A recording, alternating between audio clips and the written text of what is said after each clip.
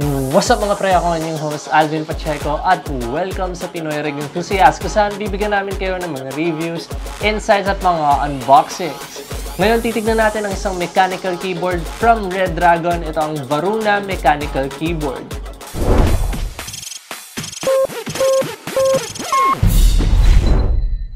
So pumunta tayo sa mismong keyboard. Isa tong standard layout keyboard na may 104 keys, meaning normal ang size ng backspace, shift, tab at iba pa, kaya okay rin tong pang typing keyboard. Meron itong OTEMO blue switches na naka RGB backlighting at removable ang switches nito, so pwede nyo to palitan. Sa taas may kita natin ang shortcut keys na dedicated multimedia keys, macro, LED speed button at nasa taas nun ang Red Dragon logo. Sa gilid naman makikita natin ang 6 keyboard profiles para sa pagpapalit ng effects or color ng keyboard nyo. Sa arrow keys makikita natin ang shortcut keys para mapalitan ang kulay at effects ng keyboard nyo. Diyan nyo rin makikita ang LED brightness button. Pumunta naman tayo sa likod ng keyboard. Makikita nyo na meron itong mga rubber feet sa bawat sulok ng keyboard. Meron din mga rubber feet ang adjustable riser nito para di mag-slip ang keyboard nyo. Ang cable ng keyboard na ito ay plain at meron din itong gold-plated USB connector. So tignan natin ang mga kasamang items pag binili nyo tong product na ito. Meron itong Varuna keyboard manual. Dito nyo malalaman ang iba pang details sa inyong keyboard. Key puller para sa pagtanggal ng mga keys at switch puller naman para sa pagtatanggal ng mga switches.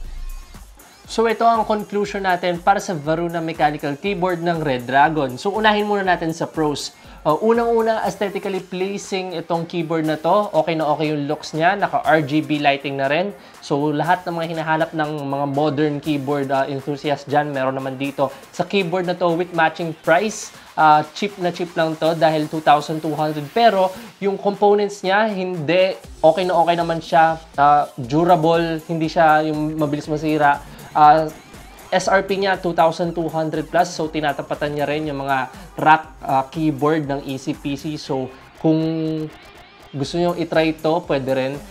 Naghahanap kayo ng pangpalit sa membrane, okay na rin to dahil mechanical keyboard na to. Kung gusto niyo matry mag-mechanical keyboard, okay na rin to.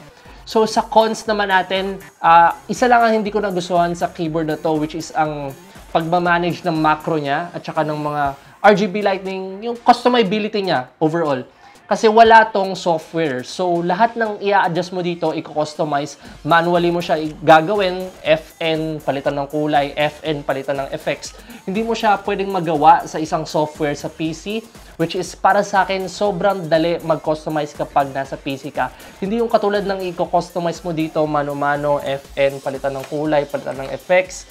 Mahirap siya gawin. So, kung medyo hindi kayo ina-indon, nyo lang naman ang cons para sa keyboard na ito. So, dito nagtatapos ang ating review para sa Varuna Mechanical Keyboard. Kung nagustuhan nyo itong video, i-like nyo. Kung hindi naman, i-dislike at huwag nyo kalimutang mag-subscribe. Kung may mga tanong kayo about sa keyboard nito, mag-comment lang kayo sa comment section sa baba at may mga sasagot naman ng mga pre dyan. Kung tapos na kayo mag-like, dislike, subscribe, mag-comment, maraming salamat at see you on the next episode.